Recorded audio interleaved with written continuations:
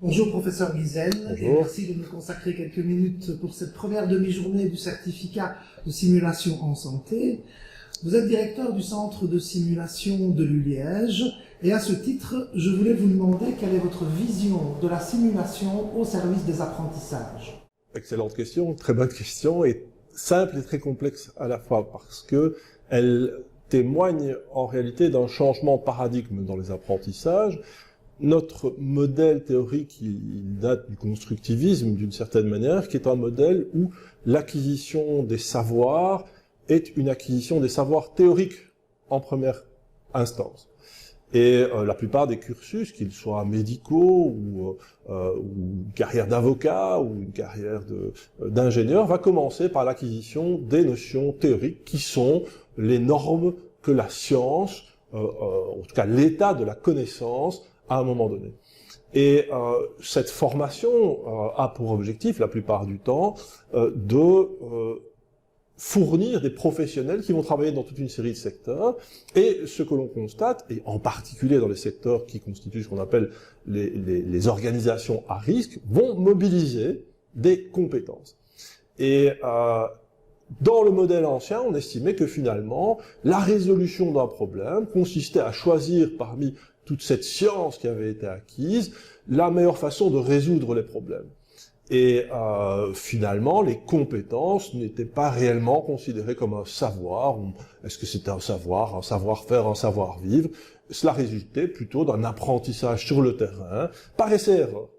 Or, particulièrement dans les organisations à risque, l'apprentissage par essai-erreur pose problème, et on doit ça à l'aéronautique ou à l'industrie électrique, General Electric aux États-Unis. Lorsqu'on étudie les incidents qui sont causés par le transfert de ces connaissances en compétences, eh bien, on se rend compte que ces incidents sont, et c'est la même chose en médecine, pour 70 à 80%, liés à des facteurs humains. Et ces facteurs humains, en fait, finalement, on pourrait dire qu'on les retrouve dans tous les secteurs d'activité, qu'ils sont encore plus mobilisés dans les organisations à risque, et qu'il est important de travailler sur le fait de communiquer, sur le fait d'organiser son leadership de manière correcte, et également, par exemple, de travailler à la perception d'une situation de manière individuelle ou complexe.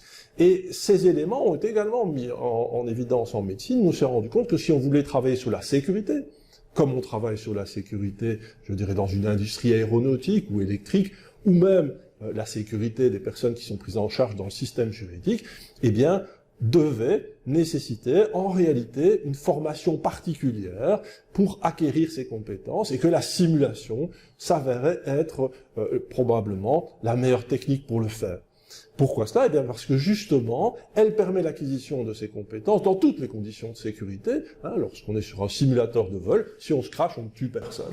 Eh bien lorsqu'on est sur un simulateur et qu'on travaille avec un patient, eh bien on peut faire des erreurs. Non seulement on peut les faire, mais on peut apprendre de ces erreurs. Et c'est finalement, je pense, le gros avantage de la simulation. Ne jamais faire quelque chose la première fois sur un patient ou sur un consultant d'une certaine manière, et qu'il s'agisse d'un consultant aéronautique ou d'un passager, c'est la même chose. Merci beaucoup pour cette première réponse, professeur. Je sais aussi que vous êtes allé à Boston, vous vous spécialisez en simulation, et pour sortir un peu du domaine de la santé, puisque je sais que vous êtes médecin, est-ce que vous voyez un fil conducteur dans les différents types de simulation pour différentes professions? Tout à fait. En réalité, lorsque j'ai travaillé au CMS de Boston, j'ai surtout été formé par des ingénieurs, par des biotechniciens, par des psychologues, par des pédagogues. Il y avait également quelques médecins.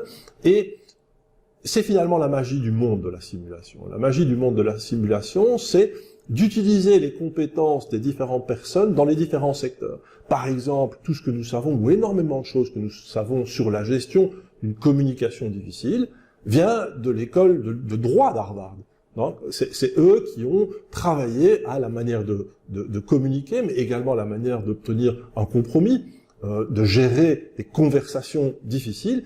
Et ça, de nouveau, c'est une valeur qui est, je dirais, transversale. Et donc le fait de faire partager les expériences, la vision d'un incident médical par un biotechnicien est fascinante. Et de la même manière, ce que nous avons comme difficulté ou comme problème spécifique et qui amène en médecine, je dirais, certaines visions, ne peut être qu'utile pour alimenter le système en retour. C'est-à-dire, ce que nous apprenons lors de nos simulations en médecine, qu'est-ce qui peut être transféré vers une école de droit, vers une école d'ingénieurs, vers une école de psychologues, prenant d'une certaine manière en